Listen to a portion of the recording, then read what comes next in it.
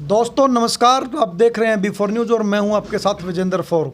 साथियों, जैसा कि आप सभी जानते हैं कि प्रदेश भर के अंदर पंचायती चुनाव की रणभेरी जो है वो बज चुकी है। ऐसे में हर उम्मीदवार के द्वारा जीत हासिल करने के लिए डोर टू डोर जाकर के मतदाताओं का, अपने बड़े बुजुर्गों का आशीर्वाद लेना पड़ रहा है और हर उम्मीदवार के द्वारा लोक लुभावन वायदे और घोषणाएं जो हैं वो करनी पड़ रही है। ऐसी चुनावी सफर के दौरान B4 न्यूज़ की टीम आज पहुंची है गोंडा उपमंडल के गांव अलीपुर खालसा में, जहां पर हम आप लोगों से रूबरू करवाएंगे गांव अलीपुर खालसा से सरपंच पद के उम्मीदवार श्रीमान सतपाल जी से, जिनसे जानने की कोशिश करेंगे कि क्या कुछ प्रमुख मुद्दे उनके चुनाव में रहने वाले हैं और क्या रणनीति उनके द्वारा चुनाव को लेकर के बनाई गई है। सतपाल जी, आपको नमस्कार और आपका B4 न्यूज़ चैनल पर स्वागत। आपका भी नमस्कार। मेरा चुनाव चिन्ह नलका है और गांव वालों से अपील है, आने वाली 12 तारीख में नलके पर बटन दबाकर कामयाब बनाए। जी, आप सतपाल जी वोटों के लिए लोगों के बीच जा रहे हैं, कैसा जन समर्थन, कैसा आशीर्वाद लोगों का आपको मिल रहा है? मैं बूढ़े बुढ़िया, बच्चे, जवान सभी से मिल रहा हूँ और उनसे पूरा आशीर्वाद ले रहा हूँ। जब मैं जाता हूँ तो मेरे से पहले हंसने लग जाते हैं और बोलते हैं किस मिट्टी का बना हुआ है और तेरे को कुछ सकार नहीं आती, मगर मेरे को कुछ सकार नहीं आती। मेरे को जब मैं लेटता हूँ और तो उसमें भी मेरे को थकान महसूस नहीं होती। इतना प्यार गांव से मिल रहा है। जी, तो सतपाल जी का यहाँ पर साफ तौर पर यह कहना है कि जब भी वो लोगों के बीच जाते हैं तो अक्सर लोग उनको बोलते हैं कि आप किस मिट्टी के बने हैं, जो इतनी मेहनत और गांव की सेवा में तत्पर रहते हैं। सतपाल जी, आपकी वाकई काबिले तारीफ़ है आपकी ये पहल। और आप जैसे चुनाव आपका नज़दीक आ रहा है, ऐसे चुनाव का जो आपका प्रचार है वो भी तेज़ी पकड़ रहा है। दूसरे उम्मीदवार भी आपके साथ साथ मैदान में हैं। ऐसे में आपका मुख्य जो मुकाबला है वो किसके साथ रहने वाला है? मेरा मुकाबला किसी के साथ नहीं है। मैं एक तरफा इलेक्शन जीतने वाला हूँ। जी, मेरी गांव वाले पूरी तारीफ कर रहे हैं। पूरे गांव से प्यार मिल रहा है? पूरे गांव से प्यार मिल रहा है, क्योंकि मैं पहले दुकानदार रह चुका हूं। गांव के बीच में पूरा संपर्क है, जो उसमें भी मेरे को पूरा सम्मान मिल रहा था। चुनाव के अंदर क्या कुछ प्रमुख मुद्दे हैं जो लेकर के आप लोगों के बीच जा रहे हैं? मेरे गांव में पूरी गंदगी है, जिसके लिए मैं लगन और मेहनत के साथ ये सोच रहा हूं कि अपने बलबूते पर पूरी सफाई वालों के साथ मिलकर पूरा सफाई करवा सकूं। मैं 12 तारीख को विजय होने के बाद और 1 महीने में पूरी गंदगी साफ कर दूंगा अपनी मेहनत से। जी, ऐसा आपको लगता है कि आप कर सकते हो? मैं पूरी लगन के साथ कर दूंगा। मैंने इसका प्रपोजल पहले ही तय कर रखा है। जी, तो साथियों, एक बहुत बड़ी सोच यहाँ पर सतपाल जी की है जो वो दिखाई दे रही है कि जैसे ही गांव का आशीर्वाद मेरे को मिलता है, गांव सरपंच के रूप में मुझे चुनता है, तो 1 महीने के अंदर ये वादा कर दिया आपने। ये वादा कर दिया, इसमें कोई झूठ की कोई क्योंकि ही नहीं है। क्योंकि अलीपुर खालसा की एक पहचान है यहाँ का नरकीय जीवन। वो नरकीय जीवन किसने बना रखा? यहाँ की निकासी व्यवस्था ने। क्योंकि अक्सर जो जल भराव की जो समस्या रहती है वो बारिश के दिनों में रहती है, लेकिन अलीपुर खालसा एक ऐसा गांव है जहां 12 के 12 महीनों में किसी भी वक्त यहाँ पर जल भराव जो है या गंदे पानी का जो ठहराव है वो देखा जा सकता है। ये एक बड़ा वायदा आपने किया है। ये पहले तो मैं अपनी कोशिश करूँगा 1 महीने में किसी भी गली में पानी नहीं मिलेगा। क्यों? मैं उसके सफाई वालों के साथ मिलकर अपने आप कसी उठाकर काम करूँगा।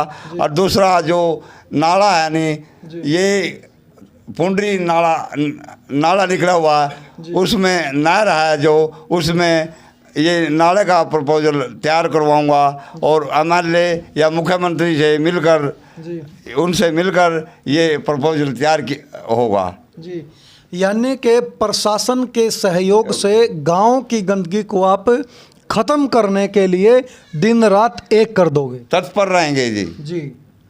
तो सतपाल जी, आपने क्या कुछ प्रमुख योजनाएं, क्या कुछ घोषणाएं जो है गांव वालों के लिए जो है आप करना चाहते हो? क्या रोड मैप आपके द्वारा गांव के लेकर के बनाया गया, क्या सपना है आपका?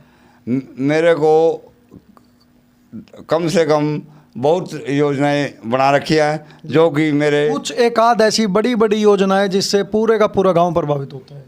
एक तो जो बच्चे हैं जी जो प्राइवेट में नहीं जा सकते, स्कूल में पढ़ाई के लिए मैंने पहले भी हेड मास्टर से मिल चुका हूँ, उससे इंट्रोडक्शन कर चुका हूँ कि मैं एक बार दुकानदार हूँ और मैं इसमें सरपंच पद के लिए चुना जाने वाला हूँ। तो उसके लिए मैंने पहले ही उनसे मिलकर उनको पहले ही चेतावनी दी है, अगर जो शिक्षा व्यवस्था में सुधार लाएं। जी सतपाल जी, शिक्षा व्यवस्था की आपने बात की है, तो साथियों शिक्षा व्यवस्था के बारे में मैं भी एक चीज़ आपको बताना चाहूँगा कि गांव के बच्चे जो हैं सरकारी स्कूल के अंदर अच्छी शिक्षा ना मिल पाने के कारण मजबूरीवश उनको प्राइवेट स्कूल की ओर रुख करना पड़ता है।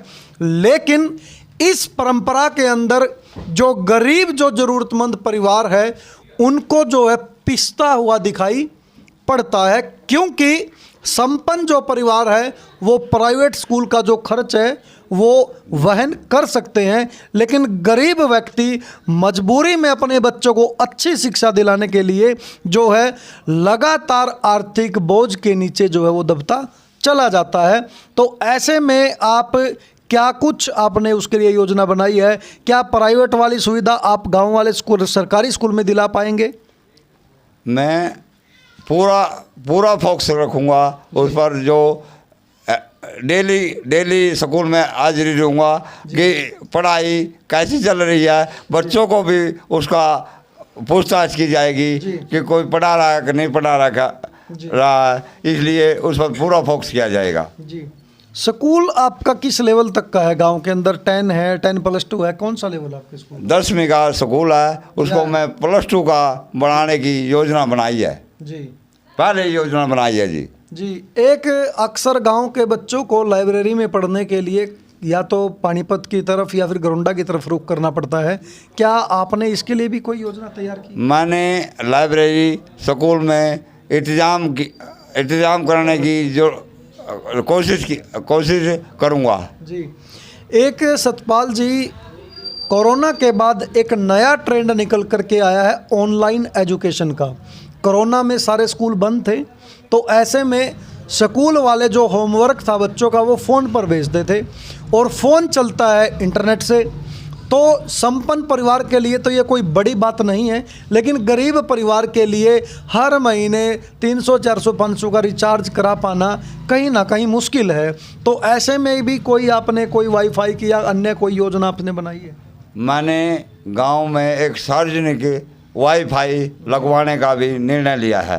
जी वो फ्री रहेगा गाँव? वो गांव वालों के लिए फ्री रहेगा, जो खर्च होगा वो सतपाल वहन करेगा। जी वो फ्री ये होगा। एक बड़ी बात जो है वो निकल करके आई है कि पंचायत पे भी उसका किसी प्रकार का कोई बोझ जो है वो नहीं पड़ेगा, बल्कि वो निजी खर्चे से जो है इसको गांव वालों के लिए निःशुल्क वाईफाई सुविधा जो है वो प्रदान करवाएंगे।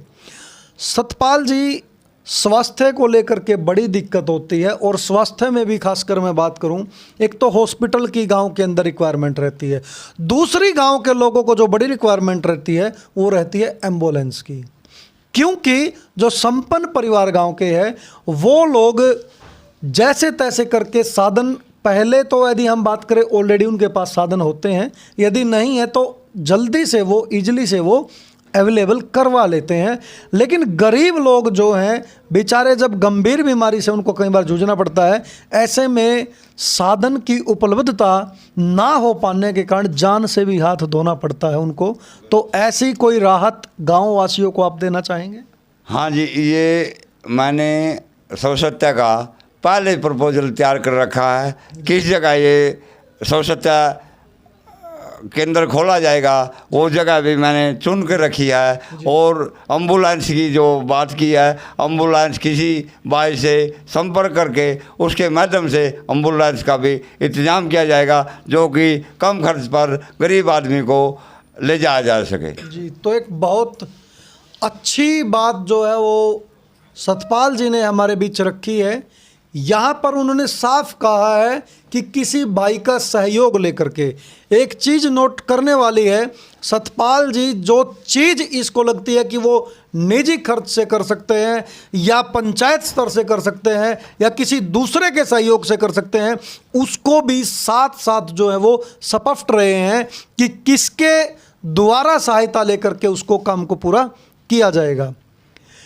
गांव के युवा जो होते हैं गांव का भविष्य होते हैं, तो ऐसे में युवाओं के लिए क्या कुछ घोषणा जो है आप चैनल के माध्यम से करना चाहोगे? एक तो हमारे गांव में नशा ज़्यादा बढ़ गया है, उसको मैं जड़ से ख़त्म करने की कोशिश करूंगा।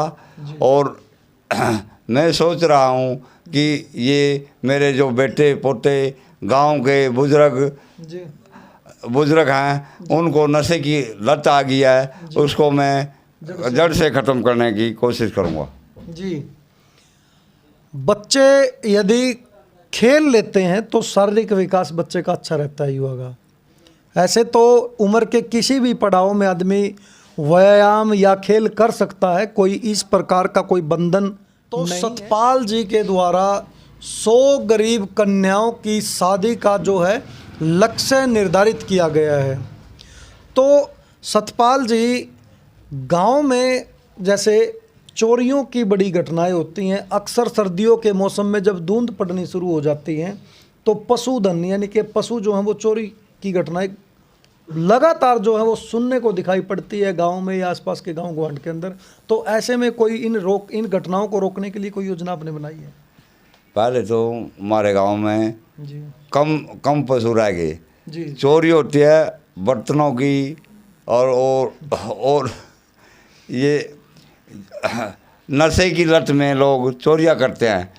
नशा हम मुक्त अलीपुर खालसा बनाएंगे, इसलिए चोरी कम हो जाएगी। और यहाँ एक जो है चौकीदार रखा जाएगा जो पूरे गांव का पहरा दिया जाएगा। जी, एक अब सीसीटीवी कैमरे का बड़ा ट्रेंड चल रहा है, तो गांव में कोई ऐसी योजना नहीं आपने बनाई कि गांव के मुख्य चौक चौराहे गलियां जो है उन पर सीसीटीवी? ये तो आने सरपंच आने के बाद इसका कोई प्रपोजल होगा तो मैं इसको करूँगा। जी, तो ये थे सतपाल शर्मा जी, जिन्होंने बिल्कुल स्पष्टता के साथ अपने पक्ष को रखा। यदि गांव उनको सरपंच चुनता है, अवसर देता है, तो चोरी की जहाँ तक मुख्य घटनाएं हैं वो नशे आदि की लत में लोग जो हैं चोरी करते हैं, उनके लिए पहली बात तो चौकीदार की व्यवस्था की जाएगी जिससे गांव के लोगों को रोजगार मिलेगा, ये एक अच्छी बात है। ये दूसरा, यदि सीसीटीवी कैमरे की भी जरूरत पड़ी तो इसके लिए भी वो कोई कोर कसर जो है वो गाँव वालों के लिए नहीं छोड़ेंगे। सतपाल जी, अंत में गांव वालों से क्या अपील जो है आप करना चाहोगे? मैं गांव वासियों से अपील करना चाहता हूं कि इनका उद्धार करने के लिए मेरे को 12 तारीख मैं गांव वासियों से अपील करता हूं, आने वाली 12 तारीख को नलके का बटन दबाकर सतपाल जी को विजयी बनाए। जी, तो साथियों, ये थे आज की इस मुलाकात में हमारे साथ अलीपुर खालसा से सरपंच पद के उम्मीदवार श्रीमान सतपाल जी, जिनका कहना कि उनका चुनाव चिन्ह चौथे नंबर पर नलके का निशान है। इनकी पूरे गांव वासियों से हाथ जोड़कर अपील है, हाथ जोड़कर प्रार्थना है कि आने वाली 12 तारीख को चौथे नंबर पर नलके का निशान के सामने का बटन दबाकर उन्हें भारी मतों से विजयी बने। दोस्तों, आगे की अपडेट के लिए बने रहिए B4 न्यूज़ के साथ। अभी के लिए मुझे दीजिए इजाज़त। नमस्कार, जय हिंद, जय भारत।